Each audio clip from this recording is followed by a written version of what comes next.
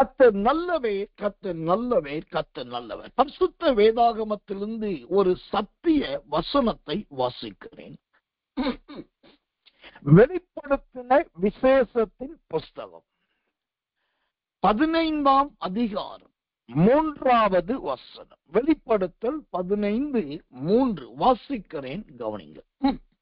அவர்கள் தேவனுடைய ஊழியக்காரனாகிய மோசேயின் பாட்டையும் ஆட்டுக்குட்டியானவருடைய பாட்டையும் பாடி, சர்வ வல்லமையுள்ள தேவனாகிய கர்த்தாவே, தேவரீருடைய கிரியைகள் மகத்துவமும் ஆச்சரியமும் ஆனவைகள்.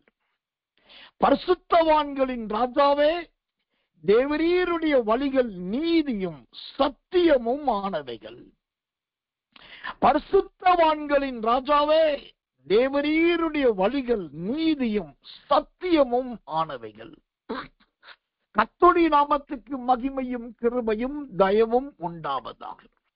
இந்த வெளிப்படுத்தின விசேஷம் 15ஆம் அதிகாரம் கர்த்தர் நல்லவர் 3வது வசனத்தை வாசிக்கும் போது அது ஒரு பெரிய வசனம். அதிலே ஒரு குறிப்பிட்ட வார்த்தை சத்தியவான், சத்தியமும் ஆனவைகள் என்று பார்க்கிறோம். இந்த சத்தியமானவைகள் என்று சொல்லப்படும் போது அங்கு கிருபையுள்ள அழகான இன்னொரு வார்த்தையையும் பார்க்கிறோம். பரிசுத்தவான்களின் ராஜாவே. அல்லேலூயா. நம்முடைய தேவனுக்கு எத்தனையோ பெயர்கள் உண்டு. அதிலே ஒரு அற்புதமான, ஒரு வித்தியாசமான, ஒரு நல்ல பெயர் என்று சொன்னால் அவர் பரிசுத்தவான்களின் ராஜா.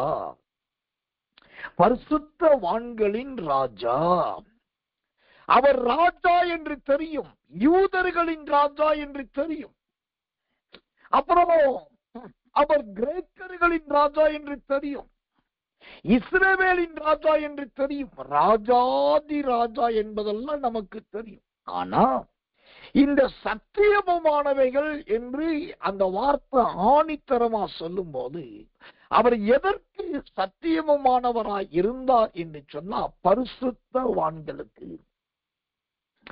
இந்த பரிசுத்தவான்கள் என்கிற அடையாளம், இந்த நாம சங்கீர்த்தனம் ஏதோ இயேசு கிறிஸ்து வந்ததுக்கு அப்புறம் தான் சொல்லப்பட்டது, கொடுக்கப்பட்டது அல்ல. பரிசுத்தவான் என்கிற நல்ல ஒரு நாம சங்கீர்த்தனத்தை, நாமத்தை எங்கு கர்த்தர் சொல்லுகிறார்? லேவியராகமம் 20ஆம் அதிகாரம் 26வது வசனம். லேவியராகமம் 20:26. கர்த்தராகிய நான் பரிசுத்தராய் இருக்கிறபடியினாலே நீங்களும் எனக்கேற்ற பரிசுத்தவான்களாய் இருப்பீர்களாக. நீங்கள் என்னுடையவர்களாகும்படிக்கு உங்களை மற்ற ஜனங்களை விட்டு பிரித்தெடுத்தேன். அல்லேலூயா. கர்த்தருக்கு மகிமை. சத்தியமானவைகள் என்று சொன்னால் அவர் பரிசுத்தவான்களின் ராஜா. அந்த பரிசுத்தவான்களின் ராஜா என்ன பண்றார் அப்படின்னாக்கா, இந்த லேவியராகமம் 20:28 சொல்லுகிறது, அவர் எப்படி பரிசுத்தராய் இருக்கிறாரோ நாமும் அவருக்கு ஏற்ற பரிசுத்தவான்களாய் இருக்க வேண்டும் என்று கர்த்தர் விரும்புகிறார். இங்கு விளக்கத்தை கவனிங்க. அவர் எப்படி பரிசுத்தராய் இருக்கிறாரோ அப்படி பரிசுத்தராய் நாம் இருக்க அல்ல, அவருக்கு ஏற்ற பரிசுத்தவான்களாய். அப்போ அவரை போல பரிசுத்தவான் என்றால் என்ன, அவருக்கு ஏற்ற பரிசுத்தவான் என்றால் என்ன? என்னதான் இருந்தாலும் நாம் மண்ணான மனிதர்கள், மாம்சத்தினாலும் இரத்தத்தினாலும் உருவாக்கப்பட்டவர்கள், பாவத்திலே கற்பம் தரிக்கப்பட்டவர்கள் ஆனபடினால் அவர் பரிசுத்தராய் இருக்கிறதை போல அந்த அவரை போல பரிசுத்தரா நம்ம மாற முடியாது. ஆனா அந்த வசனம் சொல்லுது, பரிசுத்தத்துக்கு ஏற்ற ஒரு பரிசுத்தவான்களாய் நீங்கள் மாற வேண்டும். பரிசுத்தத்துக்கு ஏற்ற என்றால் என்ன அர்த்தம்? உங்களை தேடி சில நேரத்துல உங்களை அசூசிப்படுத்தக்கூடிய சம்பவம் வரும். ஒரு கல்யாணத்துக்கு போறீங்க, முடிச்சிட்டு வெளியில வர்றீங்க, அங்க அழகா ஒரு வெள்ளை பாக்கெட்டை போட்டு பான்பராக்க போட்டு சோதரம் பான்பராக்கு இல்லாட்டி சோதரம் பீடாவை போட்டு கொடுக்குறாங்க. நீங்க பிரியாணி சாப்பிட்டுருக்கீங்க, கல்யாண விருந்து சாப்பிட்டுருக்கீங்க, இந்தாங்க இந்த பீடாவை போட்டுட்டு போங்க, வாய் மணக்கும், இது சந்தன பீடா என்று சொல்லுவாங்க. ஆனா அந்த இடத்துல என்ன செய்யணும், நான் பரிசுத்தவான் என்று சொல்லக்கூடாது. ஆனா பரிசுத்தத்துக்கு ஏற்ற ஒரு நடக்கைய காமிக்கணும். அந்த நடக்கைய காமிக்கிறது எப்படி? அப்படியா பிரதர், ரொம்ப சந்தோஷம், ரொம்ப நன்றி, கொஞ்சம் இருங்க நான் வர்றேன் அப்படின்னு சொல்லிட்டு நகரணும். இல்லாட்டி எனக்கு அது பழக்கம் கிடையாது, எனக்கு ஒத்துக்காது என்று சொல்லிட்டு போகணும். ஆனா சில மிதமிஞ்சின பரிசுத்தவான் என்ன பண்ணுவாங்க, அவங்களையும் பகைக்க கூடாது, சத்தியத்தை விடக்கூடாது என்பதற்காக வாங்கி கையில வச்சுக்குவாங்க. சாப்பிடதானே கூடாது, பீடாவை போடதானே கூடாது, வாங்கிக்குவோம், அவன் சந்தோஷப்படட்டும், போற வழியை யாருக்கா கொடுத்துருவோம், இல்லாட்டி போட்டுருவோம். நான் என்ன சொல்றேன், தீட்டானதை தொடக்கூடாதுன்னு இருக்கு. பரிசுத்தத்துக்கு ஏற்ற அப்படின்னு வந்துட்டாலே நீங்க வாங்குறதும் ஒண்ணுதான், வாங்குறத வாயில போட்டு திங்கிறதும் ஒண்ணுதான். அதுல என்ன பாதி நடிக்கிறது, பாதி பரிசுத்தத்தை காமிக்கிறது. ஞானமா நடக்க வேண்டாமா? ஒண்ணு அவன் பீடா கொடுக்கிறான், இல்லாட்டி பாக்கு கொடுக்கிறான், இல்ல இப்படி சோத்திர ஒரு புகைய போறான்னாக்கா அந்த வழியா நம்ம போகாம கொஞ்சம் விலகி அந்த இடத்தை விட்டு மாறி போயிருக்கலாம். இல்லாட்டி சிரித்த முகத்தோடு சரி சரி சரி ரொம்ப தேங்க்ஸ் அப்படின்னு சொல்லிட்டு போயிட்டு இருக்கலாம். ஆக மொத்தம் அவை சத்தியமுமானவைகள் என்று சொன்னால் அவருடைய நீதி எப்படி சத்தியமானதோ நாம் அந்த பரிசுத்தவான்களா மாற வேண்டியது கட்டாயம். அந்த பரிசுத்தவான் என்பது பரிசுத்தத்துக்கு ஏற்றபடி நடந்து கொள்ளுவது. கர்த்தருக்கு மகிமை உண்டாவதாக. இங்க இன்னொரு ரகசியத்தை சொல்றேன். ஒரு நார்மல் கிறிஸ்டியனுக்கு இந்த பரிசுத்தத்துக்கு ஏற்ற வாழக்கூடாத பிரச்சனை பெருசா ஒண்ணும் வராது.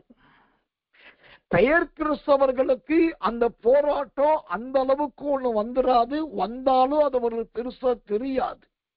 ஆனா யார் பரிசுத்தத்துக்கு ஏற்ற ஒரு வாழ்க்கை வாழ விரும்புறாங்க, அதற்கு இடம் கொடுக்கிறாங்களோ அவங்களுக்கு தான் இந்த போராட்டம், இந்த பிரச்சனை வந்துகிட்டே இருக்கும். ஏன்னாக்கா கனி உள்ள மரத்துலதான் கல்லெறிவுலும்.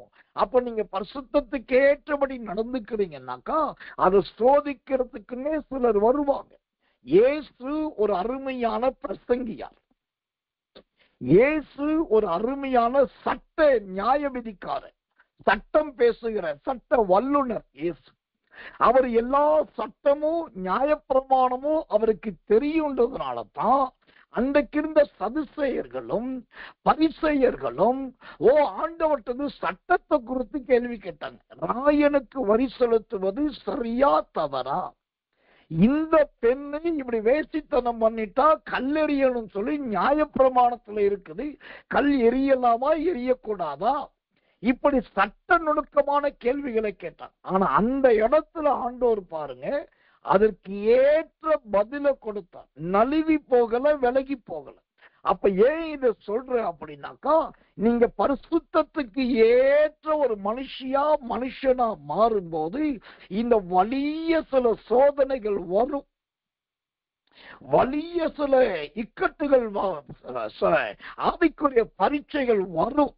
அந்த இடத்துலதான் என்ன செய்யணும், இந்த அருமையான லேவியாராகமம் 20:26 சொல்லுகிறது, கர்த்தர் நல்லவன், நீங்க நான் பரிசுத்தரா இருக்கிறபடினாலே நீங்களும் எனக்கேற்ற பரிசுத்தவான்களா இருப்பீர்களாக, நீங்கள் என்னுடையவர்களா இருக்கும்படிக்கு உங்களை மற்ற ஜனங்களை விட்டு பிரித்தெடுத்தேன். அல்லேலூயா. அப்போ ஒன்று பரிசுத்தத்துக்கு ஏற்ற ஒரு நடக்கணும். இரண்டாவது அந்த வசனம் ரொம்ப ஆணித்தரம் அடித்து சொல்லுகிறது, உங்களை மற்ற ஜனங்களை விட்டு பிரித்து எடுத்து. கர்த்தருக்கு மகிமை, கிருபை, தயை உண்டாவது. விக்கிரகாராதனை பண்றவங்கள்ட்டயே இருந்துகிட்டு அவங்க கூடயே பேசிக்கிட்டு அவங்களுடைய உலாவிட்டு இருந்தாக்கா அவங்க பேசுறதும் அவங்க கொடுக்கிற ஆலோசனைகளும் அவங்க புத்திமதிகளும் பல நேரத்துல உங்களுக்கு சந்தேகத்தை தான் கொண்டு வரும், பயத்தை தான் கொண்டு வரும், குழப்பத்தை தான் கொண்டு வரும். ஆண்டவர் உங்களை மற்ற ஜனத்தை விட்டு பிரித்து எடுத்தேன்னு சொன்னாக்கா நம்ம உடனடியாக அந்த தேவையில்லாத விக்கிரக ஆராதனைக்காரர்கள் அல்லது உலகத்தின் சிற்றின்ப மயக்கத்துல இருக்கிறவர்கள், தனக்கென்று ஒரு சுயப்பாதை வைத்து ஓடிக்கொண்டிருக்கிறவர்கள், இவர்களை விட்டு எவ்வளவு சீக்கிரமா நம்ம விலகணும், ஓடணும், அந்த இடத்தை விட்டு தப்பிக்கணும். அதுதான் ரொம்ப முக்கியம். கர்த்தருக்கு மகிமை உண்டாவதாக. அது இல்லாம அவங்க கூடயே இருந்துகிட்டு அவங்கள்ட்டயே பேசிக்கிட்டு கர்த்தர் இன்னொரு பக்கம் ஜெபத்திலே இருக்கிறோம் அப்படின்னா ஆவிக்குரிய அனுபவத்திலே மாற்றத்தை காண முடியாது, ஆவிக்குரிய ஜீவியத்திலே வளர்ச்சியை காண முடியாது, செய்கிற ஊழியத்திலே அபிஷேகத்தை வல்லமையை உணரவே முடியாது. ஏன் என்று சொன்னால் நீங்க பரிசுத்தத்துக்கு ஏற்றபடி ஒரு நடக்கையை நடக்கணும். ஒண்ணு. இரண்டாவது, குறிப்பிட்ட ஜனத்தை விட்டு ஆண்டவரை பிரிச்செடுத்து உங்களை இயேசுவின் ரத்தத்தினாலும் சாட்சியின் வசனத்தினால கழுவி உங்க கையில ஒரு பரிசுத்த பட்டயமாகிய வேதத்தை கொடுத்திருக்கும் போது நீங்க ஒரு கையில பட்டயத்தையும் பிடிச்சுக்கிட்டு மறு கையில அவங்க கொடுக்கிற காரியத்தை எடுத்துட்டு இருந்தீங்கன்னாக்கா அங்கேயோ கர்த்தர் அல்லவர் சத்தியமுமானவைகள் என்கிற அந்த சத்தியத்தின் ஜீவியம் நம்ம இருக்கவே இருக்காது. இந்த கடைசி காலத்திலே தேவ ஜனங்களுக்குள் இப்படிப்பட்ட ஒரு எச்சரிப்பு ரொம்ப முக்கியம். என் மற்ற ஜனங்களை விட்டு பிரித்தெடுத்தேன். ஆண்டவரே பிரிச்சதுக்கு அப்புறம் நான் பிரியவே மாட்டேன் என்று சொல்லி ஒட்டுவாரட்டியா ஒட்டிக்கிட்டு ஆட்டுக்கறி கடையில போய் கேட்டு வாங்குற சுவரட்டியை தூக்கி செவுத்துல அரைஞ்சா சுவர்ல போய் அந்த சுவரட்டி ஒட்டிக்கிற மாதிரி இருக்கிற இடத்துல ஒட்டிக்கிட்டு சோத்திரம், இன்னும் நாள் ஆகட்டும், இன்னும் வருஷம் ஆகட்டும், இன்னும் காலம் ஆகட்டும், அந்த தேவ தரிசனம் வரட்டும், இந்த சொப்பனம் வரட்டும், இவங்களை கொண்டு கர்த்தர் பேசட்டும், குறி கேட்கிறவர்களா இருப்போம் என்று சொன்னால் தேவனுடைய பரிசுத்தாவின் அபிஷேகத்துல நிரம்பி கர்த்தருடைய வார்த்தையை சொல்றேன், உங்க பரிசுத்தத்தை நீங்க இழந்துகிட்டே இருக்கிறீங்க. அந்த பரிசுத்தரோடு இருக்கிற தொடர்பை நீங்க கொஞ்சம் கொஞ்சமா குறைச்சிக்கிட்டே இருக்கீங்க. பரிசுத்தருக்கு ஏற்ற நடக்க உங்களை விட்டு விலகிக்கிட்டே இருக்குது. ஏன் இந்த அவலம், ஏன் இந்த அலங்கோலம், எதற்காக இந்த அவலட்சணம்? இதை கர்த்தர் விரும்புவது அல்ல. அவர் சத்தியமும் மாணவிகளுக்கு ஒப்பானவர். அவர் பரிசுத்தவான்களின் ராஜா. நீங்க பரிசுத்தமா இருக்கிற வரைக்கும் தான் அந்த தேவன் உங்களுக்கு ராஜாவா இருப்பார். அப்படி நீங்க பரிசுத்தமும் பரிசுத்தத்துக்கு ஏற்ற ஜீவியமும் இல்லை, ஜனங்களை விட்டு பிரியவும் இல்லைன்னா அவர் பரிசுத்தவான்களின் ராஜாவாய் உங்களுக்கு இருக்க மாட்டார். அவர் ரோமர்களின் தேவனாய் மாறிவிடுவார். ரோமர்களின் தேவன் என்றால் என்ன? அந்த ரோமர்கள் இந்த தேவனை பரீட்சிக்கிறவர்களாயிருந்தார்கள், சோதிக்கிறவர்களாயிருந்தார்கள். தேவனை பரீட்சை பார்க்கிறவர்களாயிருந்தார்கள். அவர்களுடைய பார்வைக்கு இவர் எப்போதும் ஒரு கன்னியாகவே காணப்பட்டார், நல்ல தேவனாகவே காணப்பட்டார். இன்னைக்கு நிறைய தேவ பிள்ளைகளுக்கு அந்த மகா பரிசுத்தமான தேவன் கன்னியாகத்தான் தெரிகிறார். அதற்கு காரணம் அவர் அல்ல.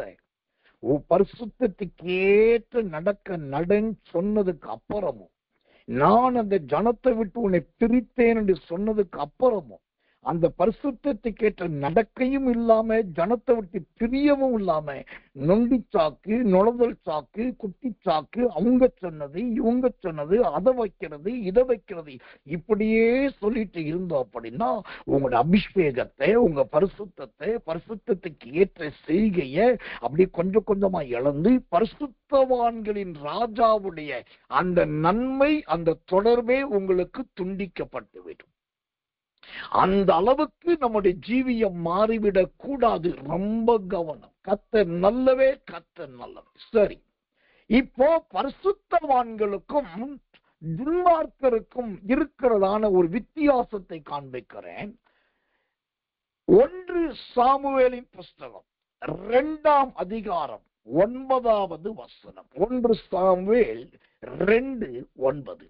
அவர் தமது பரிசுத்தவான்களின் பாதங்களை காப்பார், துன்மார்க்கர் இருளிலே மௌனமாவார்கள், பலத்தினால் ஒருவனும் மேற்கொள்ளுவது இல்லை. அல்லேலூயா. இந்த பரிசுத்தவான்களின் ராஜாவாம் சத்தியமுமானவர் எப்படிப்பட்டவர்? தம்முடைய பரிசுத்தவான்கள், தம்முடைய பரிசுத்தவாட்டிகளுடைய கால்களை, பாதங்களை அவர் பாதுகாக்கிறார். இதுதான் சத்தியம், இதுதான் உண்மை. ஆனா இன்னைக்கு தேவனுடைய பிள்ளைகள் என்று சொல்லுகிறவர்கள், கர்த்தருக்காக தான தர்மம் பண்ணுகிறவர்கள், தேவனுடைய ஊழியத்தை செய்கிறவர்கள், கர்த்தரை மட்டுமே நம்பி இருக்கிறேன் என்று சொல்லுகிறவர்களுடைய நிலைமை எப்படி இருக்குன்னா, அதே வசனம் 1 சாமுவேல் 2:9 சொல்கிறபடி துன்மார்க்கர்கள் இருளில் மௌனமாவார்கள். இன்னைக்கு தேவ பிள்ளைகளுடைய வாயிலே தைரியம் இல்லை, துணிஞ்சு எதையும் சொல்ல முடியல. ஓ சோத்திரம், இதுதான், இப்படிதான் செய்யணும், இது கர்த்தர் கொடுத்தது, இது என்னுடைய உரிமை, தேவர் கொடுத்த அங்கீகாரம். அங்கு வாயை திறந்து, வார்த்தையை திறந்து அதிகாரமா ஆக்ரோஷமா எதுவுமே சொல்ல முடியல. மௌனத்தின் நிலைமை. ஏன் இந்த மௌனத்தின் நிலைமை? என்றைக்கு ஜனத்தை விட்டு பிரியலையோ அன்றைக்கு துன்மார்க்கர் இருளில் இருப்பதை போல இன்றைக்கு ஒரு இருள் சூழ்ந்து கொண்டிருக்கிறது. அந்த இருள் சூழ்ந்ததுனால நல்லவே அதிகாரத்தை பயன்படுத்த முடியல, உரிமையை பயன்படுத்த முடியல, தேவனுடைய தைரியத்தை பயன்படுத்த முடியல. கர்த்தர் கூட இருக்கிறதுனால எழுந்து துணிஞ்சு நடக்க முடியல, எழுந்து துணிஞ்சு நிற்க முடியல. ஆண்டவர் பரிசுத்தவான்களின் பாதத்தை தான் பாதுகாப்பார் தவிர, நாம் இருளுக்குள்ள மாட்டிக்கிட்டா, துன்மார்க்கரை போல இருள் நம்ம சூழ்ந்துட்டாக்கா அவர் நம்மை காக்க மாட்டார். இருளுக்கும் ஒளிக்கும் சம்பந்தமே கிடையாது. அந்த பரிசுத்தவான்கள் ராஜா ஒளிக்கு உரியவர். நம்முடைய ஜீவியம் துன்மார்க்கத்துக்கு எதுவா இருந்துகிட்டு, இந்த 1 சாமுவேல் 2:9 சொல்லுகிறபடி, சோத்திரம், கர்த்தர் நல்லவை, மௌனமாவார்கள். ஏதோ மௌனமா இருந்துகிட்டு கடைசியில ஒரு ஆக்ரோஷம் வந்து, ஒரு வீராவேசம் வந்து, திடீர்னு யோசிச்சு பார்த்து, ஐயோ இத்தனை நாள் ஆயிடுச்சா, இத்தனை மாசம் ஆயிடுச்சா, அல்லது இவங்க இப்படி ஏமாத்திட்டாங்களா, அப்படி பண்ணிட்டாங்களேன்னு சொல்லி திடீர் ஆக்ரோஷத்தை எழும்பி உங்க பலத்தை பிரயோகித்தா, அந்த வசனம் சொல்லுது, பலத்தினால் ஒருவனும் மேற்கொள்ளுவது இல்லை. உங்க பலன் ஒரு நாளும் உங்க சத்துருக்களை மேற்கொள்ள வைக்காது. உங்களுடைய பலன் ஒரு நாளும் உங்க விரோதிகளை அல்லது விக்கிரகக்காரர்களை மேற்கொள்ள விடாது. அந்த பலன் என்பது தேவனாகி கர்த்தர் கொடுக்கிற பலனாயிருக்கணும். அதற்கு பரிசுத்தத்துக்கு ஏற்ற ஒரு ஜீவியம் இருக்கணும். 1. அதற்கு சோத்திரம் பொல்லா மற்ற ஜனத்தை விட்டு பிரிக்கப்பட வேண்டும். 2. 3வது அதற்கு துன்மார்க்கருடைய இருள் நம்மை சூழாமல் நாம் காத்து கொள்ள வேண்டும். இந்த 3 காரியத்துல இன்னைக்கு உங்க ஜீவியம் எப்படி இருக்கிறது என்பதை கொஞ்சம் யோசிங்க. பரிசுத்தத்துக்கு ஏற்ற நடக்கை, அதற்கு ஏற்ற நல்ல ஒரு பக்குவம் இருக்கிறதா? கர்த்தர் நல்லவே, தேவன் வெறுக்கிற ஜனங்களை விட்டு வேகமாய் திரிந்தீர்களா இல்லையா? 3வதாக துன்மார்க்கருடைய இருள் விசுவாசிகளின் வீட்டுக்குள் வந்திருக்கிறதா? துன்மார்க்கருடைய இருள் ஊழியக்காரருடைய வாழ்க்கையில் வந்திருக்கிறதா? துன்மார்க்கருடைய இருள் ஆவிக்குரிய ஜீவியத்தில் வந்திருக்கிறதா என்பதை பாருங்க. இன்னொன்னு நான் ரொம்ப தெளிவா சொல்றேன், எனக்கும் கர்த்தருக்கும் இருக்கிற தொடர்பு, அதை வச்சு சொல்றேன். இந்த வார்த்தைக்கு உரியவர்கள் இன்றைக்கு இரவுக்கு இரவு ஜெபத்துல இல்லை அப்படின்னா இந்த வார்த்தைகளை ஆண்டவர் இந்த என் வாயில போடவும் மாட்டார், சொல்ல வைக்கவும் மாட்டார். ஏனென்றால் அவர் வீண் வார்த்தைக்கு உரிய தேவன் அல்ல. அப்ப உங்க ஜீவியம் ஏதோ துன்மார்க்கரோடு ஒரு ஐக்கியத்தோடு இருக்கு, ஒரு இருள் சூழ வேண்டிய கட்டாயத்துல இருக்கீங்க. அதனால இன்னைக்கு உங்க வாயின் வார்த்தையெல்லாம் மௌனமா இருக்கு. எதிர்த்து பேச முடியல, பதில் சொல்ல முடியல, விவரம் சொல்ல முடியல. நீங்க சொன்னா கேட்கறது இல்லை, அதை யாரும் ஏற்றுக்கொள்றது இல்லை. அவர்கள் தான் அங்கே பெரியவர்களா இருக்கிறார்கள். உங்களுடைய கையில் இருந்த பரிசுத்த பட்டயம் இன்றைக்கு உரைக்குள் போடப்பட்டு விட்டது. உங்களுடைய பரிசுத்த ஜீவியம் அங்கு பிரகாசிக்காமல் குறைந்து போய்விட்டது. அவர்களுக்குன்பாய் மௌனமாயிருக்கிறாய் மகனே, அவர்களுக்குன்பாய் மௌனமாயிருக்கிறாய் மகளே, அவர்களுக்குன்பாய் மௌனமாயிருக்கிற ஆசாரியரே. நாம் துன்மார்க்கருக்கு முன்பாக மௌனமானவர்களாய் அல்ல, இருள் நிறைந்தவர்களாய் அல்ல, அந்த துன்மார்க்கருக்கு மத்தியிலும் கர்த்தரால் நம்முடைய பாதங்கள் காக்கப்பட்டு இருக்க வேண்டும். அதுதான் இந்த வெளிப்படுத்தல் 15:3 சொல்லப்பட்ட அந்த சோத்திர பரிசுத்தவான்களின் ராஜாவுக்குரிய மகிமை. அதுதான் சத்தியமுமானவைகள். இன்னைக்கு இதெல்லாம் சொல்லாம கர்த்தர் சொல்லுகிறார், நான் உன்னை காத்துக் கொள்ளுவேன். கர்த்தர் சொல்லுகிறார், நான் உன்னை விடுவிப்பேன். கர்த்தர் சொல்லுகிறார், நான் உன்னை அரவணைப்பேன். கர்த்தர் சொல்லுகிறார், எந்த துன்மார்க்கனும் உன்னை தொட முடியாது. கர்த்தர் சொல்லுகிறார், எந்த இருளுனை மேற்கொள்ளாது. இப்படி மேலேயே ஒரு கவர் போட்டு மூடி மூடி மூடி மூடி மேலோட்டமா சத்தியத்தை சொல்லி ஒரு உணர்வற்ற இருதயத்தை உண்டாக்குறதுனாலதான் நிறைய பேருக்கு தேவனோடு இருக்கிற ஐக்கியம் என்ன என்பதை அளவிட்டு பார்க்க முடியல. நான் தேவனோடு தான் இருக்கிறேனா என்று அவர்களால் அளக்க தெரியல. கர்த்தர் நல்லவர், பரிசுத்தவான்களின் பட்டியல இருக்கிறதா என்று அவர்களால் கண்டுபிடிக்க முடியல. பரிசுத்தத்துக்கு ஏற்ற ஒரு ஜீவியம் ஜீவிக்க முடிகிறதா என்பதை அவர்களால் நிதானிக்க முடியல. எதையுமே காண முடியல. இருதயம் பெருந்திண்டியினால் நிறைந்திருக்கிறது, உள்ளமோ களிப்பினால் களி கூர்ந்து கொண்டிருக்கிறது. தேவனுடைய பிள்ளை என்று சொன்னால் ஜனத்தாரை விட்டு பிரிக்கப்பட்டவர்களாய் காணப்பட வேண்டும். தேவனுடைய நாமத்துக்கு மகிமையும் கிருபையும் தயவும் உண்டாவதாக. இந்த சத்தியமுமானவைகள் என்கிற இந்த பரிசுத்தவான்களின் தேவன் சொல்லுகிறதான அவரை குறித்த இன்னொரு வார்த்தையை பரிசுத்த வேதாகமத்திலிருந்து உங்களுக்காக வாசிக்கிறேன். ஜெபத்தோடு கவனிங்கள். தேவனுடைய நாமத்துக்கு மகிமையும் கிருபையும் தயவும் உண்டாவதாக. கர்த்தர் நல்லவர். தானியேலின் புஸ்தகம் 7ஆம் அதிகாரம் 25வது வசனம். தானியேல் 7:25. உன்னதமானவருக்கு விரோதமாக வார்த்தைகளை பேசி உன்னதமானவருடைய பரிசுத்தவான்களை ஒடுக்கி காலங்களையும் பிரமாணங்களையும் மாற்ற நினைப்பார். இப்போ ஒரு பரிசுத்தமாக இருந்தவர்கள் என்றைக்கு இருளுக்கு இடம் கொடுத்தார்களோ, துன்மார்க்கத்தின் மனிதர்களோடு இசைய ஆரம்பித்தார்களோ, அன்றைக்கு அவர்களுடைய தேவ பிள்ளைகளுடைய நிலைமை என்னவா மாறிடுச்சுன்னா, அவங்களையும் அறியாமல் உன்னதமானவருக்கு விரோதமா பேசுறது மட்டும் இல்லாம உன்னதமானவருடைய பரிசுத்தவான்களையும் பேசுகிறாங்க. இது எவ்வளவு பயங்கரம்! பரிசுத்தவான்களை குறித்து பயமற்ற ஒரு இருதயம்.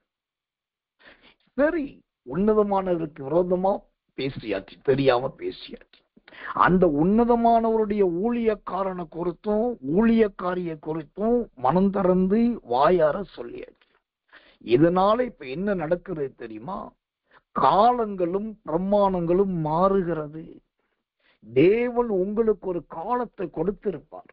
அது விடியற் காலம் என்கிற நல்ல வெளிச்சத்தின் காலமா இருந்திருக்கும். ஆனா இப்ப தேவனுடைய கிரிய மாறுது. அதனால அது என்னவா மாறுது? ராக்காலமாய் மாறுகிறது. ஆண்டவர் கொடுத்தது விடியற் காலம். அதை தங்களுடைய நடக்கையினாலும் செய்கையினாலும் மாற்றிக்கொண்டதோ ராக்காலம். ராக்காலம் என்பது தடவி திரியத்தக்கதான கிரி காலம். விடியற் காலம் என்பது கர்த்தருடைய கிரியைகளை செய்கிற காலம். கர்த்தருக்கு மகிமை உண்டாவதாக. அப்போ கர்த்தர் நம்முடைய பரிசுத்தம், நம்முடைய அந்த பரிசுத்தத்துக்கு ஏற்ற ஒரு நடக்கை, அந்நிய ஜனங்களை விட்டு பிரிகிற அனுபவம், இதெல்லாம் குறையும் போது நமக்கு தேவன் செய்கிற நன்மை செய்வேன் என்று சொன்ன காலமும் மாறும். ரட்சித்துக் கொள்ளுவேன் என்று சொன்ன காலமும் மாறும். ஆனால் நாம் என்ன செய்யறோம்?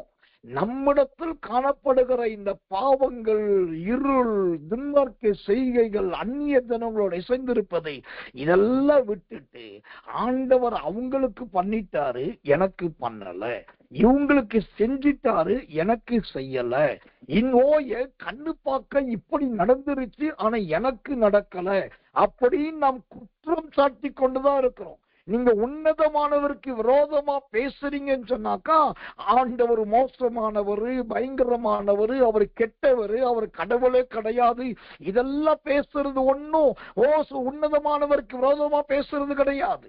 உன்னதமானவருக்கு விரோதமா பேசுறது என்பது என்றால் என்ன? அங்க நடந்துருச்சு, எனக்கு நடக்கல, இவங்களுக்கு நிறைவேறிச்சு, எனக்கு நிறைவேறல, இங்க சம்பவிச்சது இங்க சம்பவிக்கல, ஏன்தான் தெரியல, அவங்களை விட நான் இப்படி எல்லாம் பண்ணுகிறேன், இப்படி எல்லாம் ஜீவிக்கிறேன்.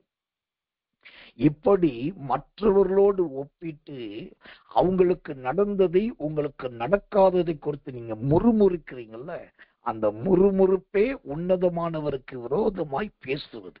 இது எல்லாம் எதை கொண்டு போகிறது? பரிசுத்தவான்கள் என்கிற பட்டியலிலிருந்து உங்களை வெளியே தள்ளுகிறது. பைபிள்ல நான் ரொம்ப ஆச்சரியப்பட்ட ஒரு மனுஷன் யாருனாக்கா சவுல் என்கிற ராஜா. 1 சாமுவேல் புஸ்தகத்துல இந்த சவுல போல ஆசீர்வதிக்கப்பட்ட வேறொரு ராஜாவை பார்க்கவே முடியாது. ஏன்னா இவர் சாதாரண கர்த்தர் நல்லவ சித்தப்பாவினால அனுப்பப்பட்ட மனுஷன். கர்த்தர் நல்லவ கழுதையை தேடி வரும். வந்த இடத்துல வேலைக்காரன் மூலமா வெள்ளி பணம் சவுலுக்கு கிடைக்குது. வேலைக்காரன் கையிலிருந்து கிடைச்ச வெள்ளி பணத்தை வச்சு ஞானத்திற்காரனாக சாமுவேலை போய் பார்க்கிறார். சாமுவேலை பார்த்த உடனே கர்த்தர் அங்க சாமுவேலுடைய வீட்டிலேயே மாடியில போய் தங்க வேண்டிய நல்ல பாக்கியம் சவுலுக்கு கிடைக்குது. ஒரு பரிசுத்தவான் ஊழியக்கார வீட்டுல தங்க வேண்டிய பாக்கியம் கிடைக்குது. அப்புறம் மறுநாள் காலையில அந்த சவுலுக்குரிய எல்லாத்தையும் சாமுவேல் அப்டேட் பண்ணி அப்படி தீர்க்க தரிசனம் சொன்னார். இப்போ தீர்க்க தரிசனம் சொன்னது மட்டும் இல்ல, போற வழியில கர்த்தருடைய ஆவியினால் நிரப்பப்படுறார். ஆவியில நிரம்பினது மாத்திரமல்ல, தீர்க்க தரிசனம் எல்லாம் நிறைவேற ஆரம்பிக்குது. தீர்க்க தரிசனம் நிறைவேறது மாத்திரமல்ல, அந்த சவுல் அவரே ஒரு தீர்க்கதரிசியாவே மாறிட்டார். மட்ட மல்லாக்க படுத்துக்கிட்டு பயங்கரமா தீர்க்க தரிசனம் சொன்னார். இப்ப தீர்க்க தரிசனம் சொன்னது மாத்திரமல்ல, அடுத்து இந்த அபிஷேகம் எல்லாம் இறங்கி ஆன உடனே சவுளுடைய வளர்ச்சி பார்த்தீங்கன்னா எல்லாருடைய தோளுக்கு மேல சவுல் வளர்ந்தாச்சு. இப்ப தோளுக்கு மேல வளர்ந்தது மாத்திரமல்ல, அடுத்தது ஜனங்களும் தேடுறாங்க, தீர்க்கதரிசியும் தேடுறாரு. தேடி கண்டுபிடிச்சு பிடிச்சு கொண்டு வந்து ராஜாவாக்குறாங்க. வலிய ராஜாவாக்க ராஜ பதவி அவனுக்கு தேடி வருது. கட்டாயமா அவனை அமுக்கி உட்கார வச்சு ராஜ பதவி கொடுக்கிறாங்க. அப்புறம் ராஜாவாகிறான். உடனே அவனுக்கு ஒரு பெரிய போர் படை உருவாக்கப்படுது. அந்த படை எல்லா இடத்திலும் சொல்ற இடத்துல பின்னாடியே வருது. இதெல்லாம் செஞ்சு இப்ப பாருங்க, ஒரு சாதாரண மனுஷனுக்கு இவ்வளவு அடுத்து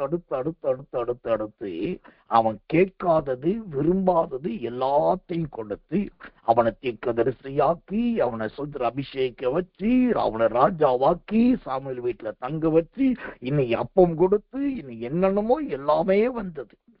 இவ்வளவு வந்து கேட்காமலேயே போராட்டம் இல்லாமலேயே பெற்றுக்கொண்ட அந்த சவுல், அதுக்கு அப்புறம் பாத்தீங்கன்னா இந்த சவுலுடைய வாழ்க்கை ஒரு பெரிய பாலத்துல ஏறி இறங்குறதுக்கு சமானம். ஒரு பாலம் என்பது எப்படி? முதலாவது மேடாயி உயரமா இருக்கும். லாரியோ பஸ்ஸோ கஷ்டப்பட்டு கேர் மேல கேர் மாத்தி மேல ஏறும். மேல ஏறின பிறகு பாத்தீங்கன்னா கீழே அப்படியே அப் டவுன் ஆகும். கீழே அப்படி டவுன் ஆகும் போது அங்க கியர்லாம் போட வேண்டிய ஒண்ணும் போட வேண்டிய, அப்படி அழகா வேகமா கீழே இறங்கிடும். கஷ்டப்பட்டு மேலே ஏறினது உச்சத்தில் நிற்காது, அப்படியே கீழே. அதே மாதிரிதான் இந்த சவுலுடைய ஜீவியம் அடுத்து அடுத்து அடுத்து அடுத்து அப்படியே இறங்கினது. அவன் அபிஷேகம் அவனை விட்டு போனது. முதலாவது கர்த்தர் கொடுத்தது கர்த்தருடைய ஆவி. இப்போ அவனை நிரப்பினது பொல்லாத ஆவி. முதலாவது அவன் தங்குறது தீர்க்கதரிசியின் வீட்டு மாடி, இப்போ அவன் தங்குறது அரண்மனை. முதலாவது அவன் சொன்னது தீர்க்கதரிசனம், இப்போ அவன் போயிட்டு இருக்குது குறிக்காரிகிட்ட. முதலாவது அவன் இருந்தது ராஜாவா, இப்போ பாத்தீங்கன்னா அற்ப மனுஷன்ல ஒருத்தனா. இப்படி எல்லாமே தாழ்ந்து, எல்லாமே தனிஞ்சு, எல்லாமே குறைஞ்சி, எல்லா கிருபையை இழந்து போயிட்டாங்க. ஒரு பக்கத்துல அவன் பரிசுத்தமான மனுஷன்தான், அதை காத்துக்க முடியலையே, அதுல நிலைச்சு நிக்க முடியலையே, அதுல அனல் முட்டி கொள்ள முடியலையே. எவ்வளவு பெரிய கிருபையில் அவனை தேடி வந்தது. எல்லாத்தையும் ஒவ்வொன்னா இழந்து இழந்து இழந்து இழந்து இந்த சவுலுக்கு கடைசி ஆதரவு கிடைச்சது ஒன்னே ஒண்ணு. என்னன்னா, அவன் தற்கொலை பண்ணி சாகரத்துக்கு ஒரு ஈட்டி கிடைச்சது. அந்த ஈட்டி ஒண்ணுதான் உனக்கு லாபம், தற்கொலை பண்ணி சாகிறது. காரணம், தனக்கு கொடுக்கப்பட்ட அந்த பரிசுத்தவான்களின் பட்டியலில் இருந்து அந்த நல்ல நாமம் அவனை விட்டு எடுக்கப்பட்டது. அதிலிருந்து விலகினான். அதனால் கடைசியில் அந்த ஜீவனை ஈட்டியிலே விழுந்து மறைத்தான். நான் சொல்றேன், இந்த கடைசி காலத்துல உங்களை வஞ்சிக்கிற ஊழியங்கள் நிறைய வரும். மூளை தளவை பண்ணுகிற வார்த்தைகளும் பிரசங்கங்களும் நிறைய வரும். உங்களை வழிய தேடி வந்து இதை கொடுத்து அதை கொடுத்து இப்படி பண்ணி அப்படி பண்ணி எல்லாம் செய்ய வைக்கும். ஆனா நீங்க அதெல்லாம் காத்து கொள்ளுவது ரொம்ப கஷ்டங்க. அதற்கு பேசாம கர்த்தருடைய பாதத்துல இருக்கிறது நல்லது. இந்த சவுல் தனக்கு எல்லாவற்றையும் இழந்ததை போல, எனக்கு ரொம்ப பிரியமான சகோதரனே, எனக்கு ரொம்ப பிரியமான ஊழியக்காரரே, விசுவாசிகளே, தயவு செய்து அந்த பரிசுத்தவான்களின் பட்டியலிலிருந்து வெளியே போயிடாதீங்க. அந்த பரிசுத்தவான்களின் ராஜாதான் உங்கள் ராஜா. அந்த பரிசுத்தவான்களின் ராஜா சத்தியமானவைகளாயிருக்கிறார். துன்மார்க்கருடைய இருளுக்கு இடம் கொடுத்துடாதீங்க. இன்னும் அந்நிய ஜனங்களை பிடிச்சுக்கிட்டு, அவங்களையே உரசுகிட்டு, அவங்களையே இடிச்சுக்கிட்டு, அவங்களையே சொல்லிக்கிட்டு, அவங்களோடு கூட வாழ்ந்துட்டு இருக்காதீங்க. ஆண்டவர் பிரிக்கிறார் அப்படின்னா கர்த்தருக்காக பிரிய தெரியணும், எதையும் இழக்க தெரியணும், எதையும் இழக்க தெரியணும். அப்போதான் அந்த பரிசுத்தவான்களுடைய பட்டியல்ல நிலைக்க முடியும். அப்போதான் அந்த சத்தியம் நமக்குள் குடிகொண்டு நிலைத்திருக்கும். தேவ பிள்ளைகளை, தயவு செய்து உங்கள் அபிஷேகத்தை காத்து கொள்ளுங்க. தயவு செய்து உங்களுடைய கிருபைகளை காத்து கொள்ளுங்க. ஆண்டவர் சொல்ற உபதேசத்துக்கு உடனே கீழ்ப்படிங்க. அவர் யாரையோ குறித்து பேசுகிறார், யாரையோ மனசுல வச்சுட்டு பேசுறார், யார குறித்து ஏதோ இன்ஃபர்மேஷன் போயிருக்கு, அதுக்கேத்த மாதிரி பேசுறார். பரிசுத்த அபிஷேகத்தை கொண்டு தேவனுடைய வைராக்கியத்தினால் சொல்லுவேன், இங்கு சுயமான சிந்தனைக்கு இடமும் கிடையாது, சுய புத்தியின் செய்திக்கு இடமும் கிடையாது. தேவனுடைய சன்னிதானத்தையும் தேவனுடைய பலிபீடத்தையும் சுய சிந்தைக்கு இடம் கொடுத்து என்னுடைய மாம்சத்தை நான் பிரதிபலிக்கிறவளா இதுவரைக்கும் இருந்ததில்லை. உங்களை குறித்து கர்த்தர் கொடுத்த பாரத்தினால் நான் எக்காலம் ஊதிக்கொண்டிருக்கிறேன். என்னுடைய வேலை எக்காலம் ஊத வேண்டியது மட்டும்தான். நீங்க ஓடினால் ஓடுங்கள், நிற்பேன் என்று சொன்னால் நில்லுங்கள். எக்காலம் ஊத சொன்னா நான் ஊதி விட்டேன். உங்க காதுகளில் எக்காலம் தொனித்து விட்டது. ஓ, நீங்கள் தப்ப வேண்டியது உங்களுடைய கடமை தான். தாக்கு போக்கு சொல்லாம, சுய புத்திக்கு சாயாம, எப்பயுமே தேவனுடைய அபிஷேகத்துக்கு வெளியே போய் சிந்திச்சிட்டு இருக்காம கர்த்தருக்குள்ள இருங்க. கர்த்தருடைய சிந்தையில நிரம்பி இருங்க. ஓ, பரிசுத்த தேவனே, பரிசுத்த தேவனாகவே பாருங்க. பரிசுத்தவான்களுடைய புத்திரரை பரிசுத்தவான்கள் புத்திரராகவே பாருங்க. வேலைக்காரனா பார்க்காதீங்க. ஓ சுத்திரம், ஊழியக்காரனா பார்க்காதீங்க. ஊழியக்காரனாலும் வேலைக்காரன் தான், வேலைக்காரனாலும் அடிமைத்தான். அப்படியே பார்க்காதீங்க. தேவனுக்கு முன்பாக உங்களை ஆயத்தப்படுத்திக் கொள்ளும். கடைசியா நான் சொல்லி முடிக்கிறேன். இந்த வெளிப்படுத்தல் 15ஆம் அதிகாரம் 3வது வசனத்தின்படி, ஓ கர்த்தர் நல்லவர், தேவரீருடைய கிரியைகள் மகத்துவமும் ஆச்சரியமுமானவைகள்.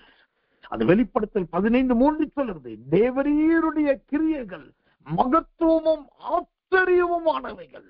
இந்த அருமையான தேவனுடைய உபதேசத்துக்கு, இந்த தீர்க்க தரிசன வெளிப்பாட்டு வார்த்தைக்கு நீங்க இன்னைக்கு செவி கொடுத்து, ஆண்டவரே, பரிசுத்தவானுக்கு ஏற்ற ஒரு செய்கை என்கிட்ட இல்ல ஆண்டவரே. அந்நிய ஜனத்தை விட்டு நான் இன்னும் பிரியல ஆண்டவரே.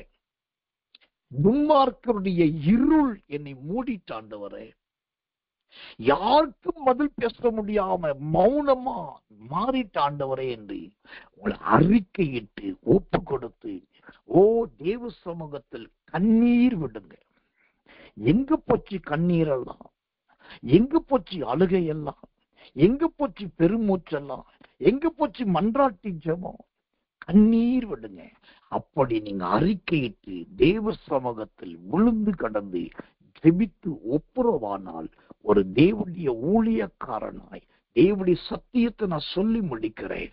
இந்த வெளிப்படுத்தல் 15:3 சொல்லுகிறபடி, தேவரீருடைய கிரியைகள் மகத்துவமும் ஆச்சரியமானவைகள். இந்த செய்திக்கு பின்னாடி கர்த்தர் தேவரீர் என்கிற அந்த தேவனாய் உங்களுக்கு வெளிப்படுவார். அல்லேலூயா. அவருடைய கிரியைகள் உங்களுக்கும் உங்க குடும்பத்துக்குள்ளும் உண்டாகும். அல்லேலூயா. அவருடைய கிரியைகள் மகத்துவமானதாய் வெளிப்படுவதை பார்ப்பீர்கள். அல்லேலூயா. எல்லாரும் ஆச்சரியப்படத்தக்கதா தேவனுடைய ஆச்சரியம் உங்களுக்கு அதிசயமாய் விளங்கும். அல்லேலூயா. அவர் தேவரீராயிருக்கிறார். அவர் மகத்துவமானவராயிருக்கிறார். அவர் ஆச்சரியமானதை செய்ய வல்லவராயிருக்கிறார்.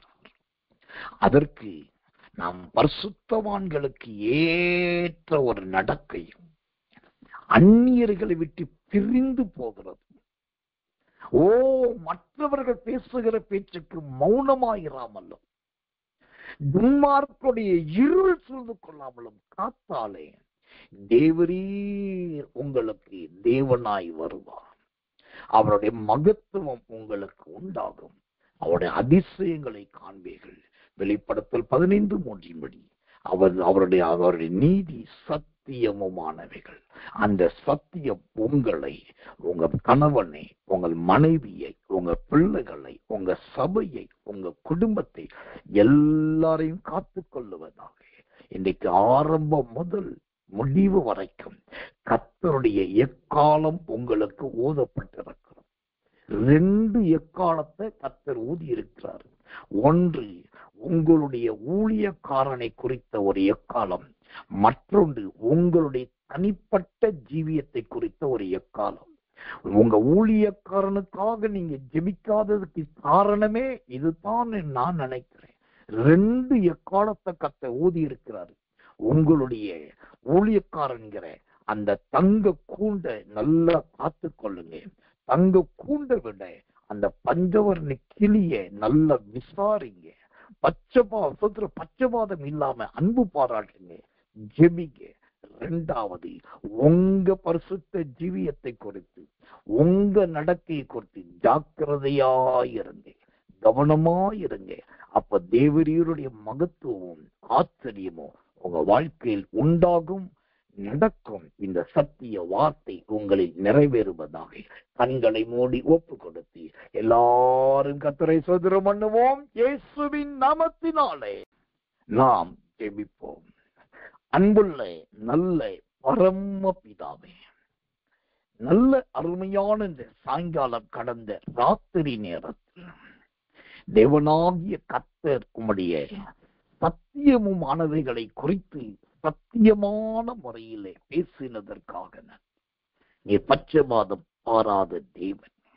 ஆண்டவரே, உங்களுடைய பிள்ளைகள் பரிசுத்தத்துக்கு ஏற்ற ஒரு ஜீவியம் ஜீவிப்பதற்கான எல்லா வழிமுறைகளை சொன்னதற்காக நன்றி. இந்த கிருபையுள்ள அபிஷேக வார்த்தைகளை எல்லா வேளையும் ஒதுக்கி வைத்து விட்டு கவனமாய் கவனித்த தேவனுடைய செய்தியில உண்மையாயிருந்த ஒவ்வொருத்தருடைய ஜீவியமும் பரிசுத்தவான்களுக்கும் பரிசுத்தவாட்டிகளுக்கும் ஏற்ற ஜீவியமாய் மாறுவதாக. சவுலை போல கர்த்தர் கொடுத்த அபிஷேகம், கர்த்தர் கொடுத்த பதவி, கர்த்தர் கொடுத்த வெள்ளி, கர்த்தர் கொடுத்த அப்பம், கர்த்தருடைய தீர்க்க தரிசனம், கர்த்தருடைய ரகசியம், கர்த்தர் கொடுத்த ராணுவம், கர்த்தர் கொடுத்த ஜனம் எல்லாவற்றையும் அவங்க ஒவ்வொன்றாய் இழந்து போனதை போல ஆண்டவரே, என் ஜனங்கள் யாருமே இழந்து விடக்கூடாது, யாருமே இழந்து விடக்கூடாது. அப்பா, நீர்தாமே உடைய பிள்ளைகளை காத்துக்கொள்ளும். இந்த கடைசி காலத்துல இவர்கள் இருதயத்தை வலிவி போக பண்ணுகிற சுயமான இச்சைகளை காண்பித்து ஆண்டவரே சத்திரமைய பயில் காட்டுகிற எல்லா துன்மார்க்கருடைய கிரியைகள் சபிக்கப்பட்டு போவதாக. சபிக்கப்பட்டு போவதாக. அந்த கிரியைகள் ஒன்றுமில்லாமல் விளங்காமல் போவதாக. உம்முடைய ஜனங்களுடைய இருதயம் கர்த்தரை சார்ந்திருக்கட்டும். பரிசுத்தவான்களுக்கும் பரிசுத்தவாட்டிகளுக்கும் ஏற்றதாயிருக்கட்டும். வெளிப்படுத்தல் 15:3 தேவரீர் நீர் மகத்துவமும் ஆச்சரியமுமானவர் ஆண்டவரே. அந்த மகத்துவம் உடைய பிள்ளைகளுக்குள் உண்டாகட்டும், ஆச்சரியம் உண்டாகட்டும். இரவில் உடைய பிள்ளைகளுக்கு நல்ல நித்திரை தாரும். நாளை இருட்டோடு ஜெபத்தில் இருக்கிற நல்ல துதி, வசன ஆராதனை, நல்ல தீர்க்கதரிசன அபிஷேகம் இவைகளுக்கு ஓடி வந்து காலையிலே கிருபைகளை பெற்றுக்கொள்ள கர்த்தர் தயவு செய்வீராக. தாழ்த்தி ஒப்புவிக்கிறோம். இயேசுவின் ரத்தம் செய்யும். இயேசுவின் நாமத்தில் ஜெபிக்கிறோம். ஜெபம் கேளும் ஜீவனுள்ள நல்ல பிதாவே. ஆமென், ஆமென், ஆமென்.